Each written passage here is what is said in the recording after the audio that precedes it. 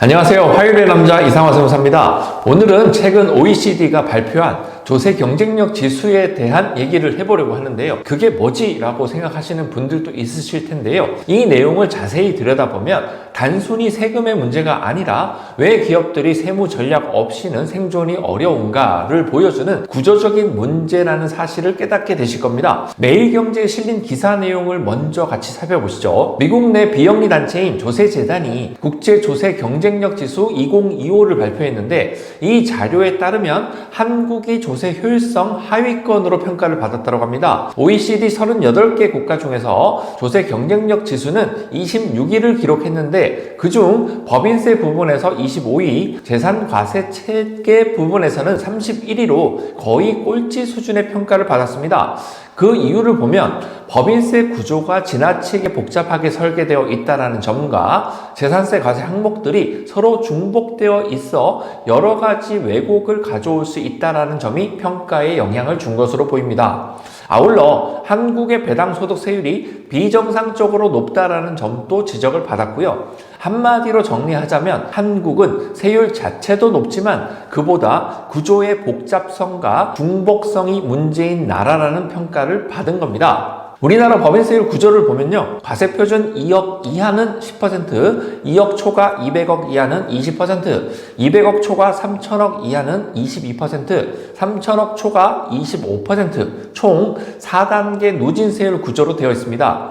OECD 대부분 국가는 세율이 하나인 단일 세율 구조인 것과 비교해서 상당히 복잡하게 설계가 되어 있는 거죠. 문제는 이 단계가 많을수록 세율 변동이 급격해지고 과세표준 계산이나 손익 귀속만 달라져도 세금이 몇 배로 뛴다라는 거예요. 게다가 각종 세액공제, 감면, 비과세 규정이 수십 가지나 되어서 전문가가 봐도 이거는 퍼즐이다 라고 할 정도입니다. 이러한 세금 구조를 대표님의 입장에서 바라본다면 이게 단순히 복잡하다 해서 끝나는 것이 아니라 결국 대표님에게 리스크로 다가올 수 있다는 것인데요. 예를 들어서 과세표준 계산을 잘못하면 세율이 한 단계 올라갈 수도 있고요. 손익의 기속 시기를 잘못 적용하면 과세표준 과소신고로 조사 리스크가 생길 수 있습니다. 그리고 가지급금이나 감액배당 구조를 잘못 설계하게 되면 부당이익 계산 부인 등으로 인해서 불필요한 세부담이 발생할 수도 있죠. 이 모든 게 세법이 너무 정밀하게 엮여 있기 때문입니다. 결국 복잡함이 리스크를 만들고 그 리스크가 법인 컨설팅을 필수로 만들게 되죠. OECD가 또 하나 지적한 게 바로 재산 관련 세금 구조인데요. 보고서에서는 이렇게 표현했습니다. 한국은 부동산의 양도 상속 거래가 각각 별도의 세금을 부과해서 조세 왜곡이 크다라고요.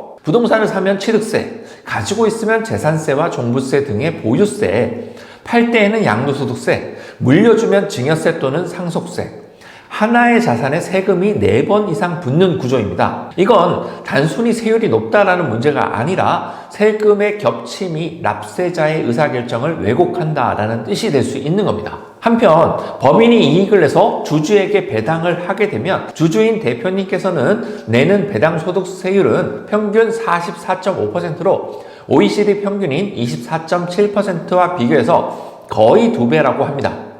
법인에서 이미 법인세를 낸 재원으로 배당을 하는 것이기 때문에 주주에게 배당소득세를 과세할 때 배당세액 공제를 적용해 줌으로써 이중과세를 조정해 준다라고는 하지만 배당소득에 적용되는 세율 자체가 너무 높다 보니 배당을 적극적으로 할 만한 요인이 거의 없다고 느껴질 정도입니다. 이러니 저희가 만나뵙는 대표님들도 이렇게 묻습니다. 세무사님, 이대로 배당하면 남는 게 없습니다. 다른 방법이 없나요? 라고요. 이 질문에서 시작된 게 바로 법인 컨설팅의 세계입니다. 급여, 퇴직금, 자사주 소각, 감액배당, 가족법인 활용, 차등배당, 우회배당 이 모든 구조는 편법이 아니라 그렇게 하지 않으면 고율의 세율을 감당할 수 없기 때문입니다. 결국 대표님은 합법적인 범위 내에서 세금의 흐름과 종류를 다시 설계하게 되고요.